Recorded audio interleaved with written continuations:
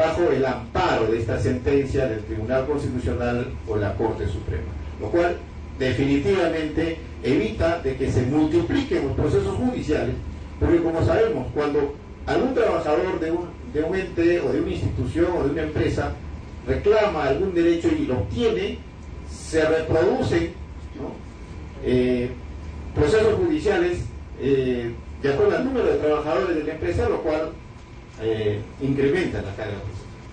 De esta manera, pues, solamente se tendría que reclamar la liquidación del derecho reconocido en un proceso más sencillo. Por otro lado,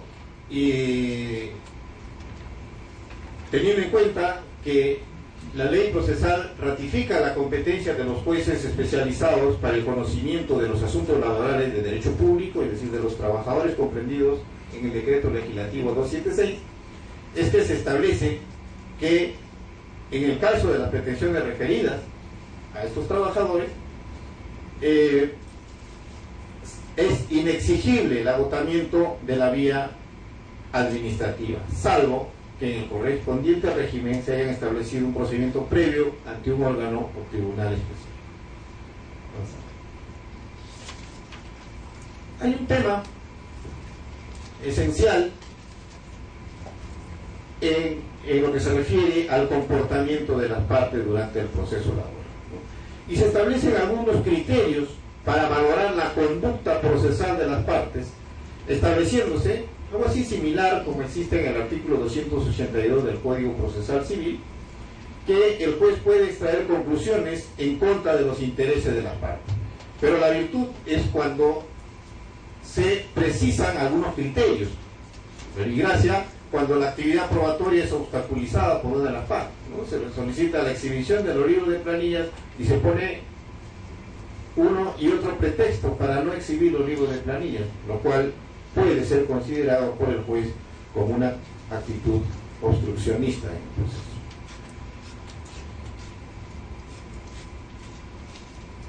Y lo que es uno de los aspectos más importantes de esta nueva ley procesal de trabajo es el establecimiento de las nuevas reglas de carga probatoria. Y tal vez no se ha identificado este aspecto fundamental de la ley procesal de trabajo, que se refiere a la acreditación de la relación laboral. Si nosotros revisamos la presunción contenida en el artículo 4 del texto único ordenado del decreto legislativo 728, se establece que en toda prestación personal de servicios remunerada y subordinada se presume la existencia de un contrato de trabajo a tiempo indeterminado. Quiere decir que conforme a esta presunción establecida en la ley, el decreto legislativo 728 vigente, es necesario acreditar la prestación personal, la remuneración y la subordinación.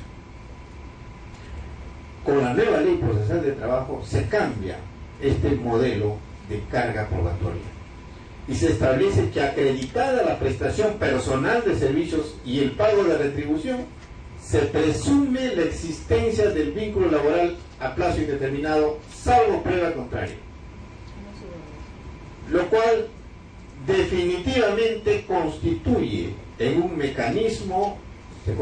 mecanismo a favor del trabajador, quien por su posición en la relación laboral está en menores condiciones que el empleador para premunirse de medios probatorios para enfrentar un proceso laboral con éxito.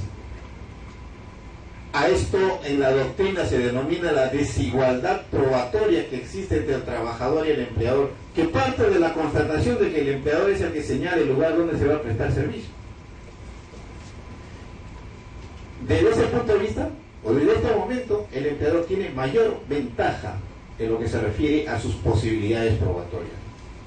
Y precisamente a esto responde el principio de la inversión de la carga de la prueba, que es una de las características del proceso laboral, que en términos actuales, a raíz de las modificaciones legislativas en el ámbito laboral, a través de este movimiento flexibilizador de la década pasada, había sufrido algunos embates, pero que ahora con la ley procesal de trabajo, con la nueva ley procesal de trabajo, se simplifica la carga de la prueba al trabajador.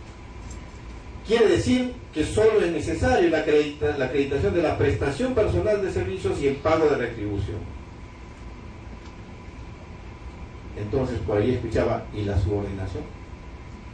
No es necesario acreditar. Lo que debe acreditar el empleador, no debe acreditar que no ha habido subordinación, porque sería una prueba diabólica, no es una prueba negativa. El empleador debe acreditar el carácter autónomo de la prestación de servicios para encuadrar en una relación de otra naturaleza que no sea la laboral. Y si no se prueba el carácter autónomo de la prestación de servicios, funciona la presunción de la existencia de una relación laboral. Y este cambio fundamental en lo que se refiere a la carga probatoria del trabajador es una de las virtudes de la nueva ley procesal de trabajo. Por otro lado, se regula por primera vez en nuestro sistema procesal el llamado test de disponibilidad de derechos. Esto es, nosotros contamos con un mandato constitucional, el artículo 26, respecto al principio de irrenunciabilidad de derechos. Bueno, el principio de irrenunciabilidad de derechos viene a ser un mecanismo de autodefensa normativa a favor del trabajador que, por su condición inferior en la relación laboral, termina abdicando de sus propios derechos laborales.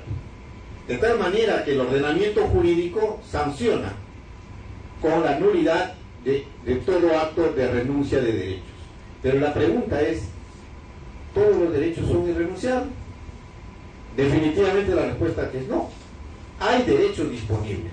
Quiere decir que hay un conjunto de derechos que el trabajador está en condiciones de poder ceder sin afectar el mandato constitucional.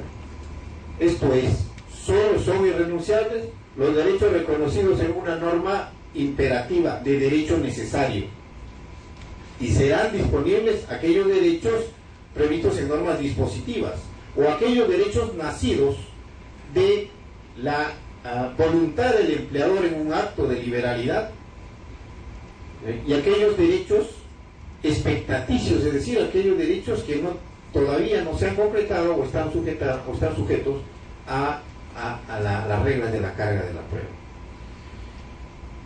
Algunos decían, pues la ley procesal no contiene principios. Aquí está el principio de irrenunciabilidad y no es necesario consignarlo expresamente porque la Constitución ya lo prevé. Lo que se ha regulado por primera vez es el test de disponibilidad de derechos, es decir, en qué casos se puede aceptar un acuerdo conciliatorio o una transacción para dar por concluido un proceso sin afectar el mandato constitucional del principio de irrenunciabilidad de derechos. Entonces, se regula por primera vez los parámetros que deben existir para verificar si un acto supera o no el test de disponibilidad de derechos. Porque hasta ahora no tenemos parámetros.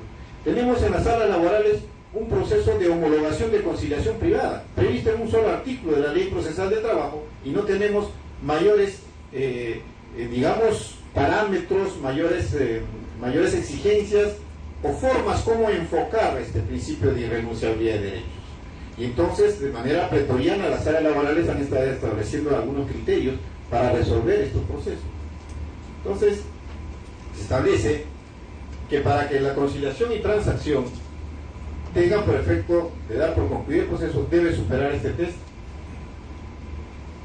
debiéndose tomar en consideración los siguientes criterios: que el acuerdo debe versar sobre derechos nacidos de una norma dispositiva, debe ser adoptado por el titular del derecho y debe haber participado el abogado del prestador de servicios demandante con la finalidad de garantizar que no existan vicios de la voluntad del trabajador en el momento de tomar el acuerdo.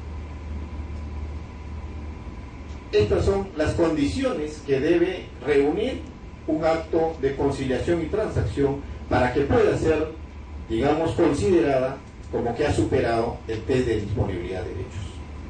Pero lo que no estamos de acuerdo es con lo que sigue, que está regulado en el artículo 30, y lo hemos señalado, En su oportunidad, cuando hemos participado en la comisión de revisión del proyecto de ley,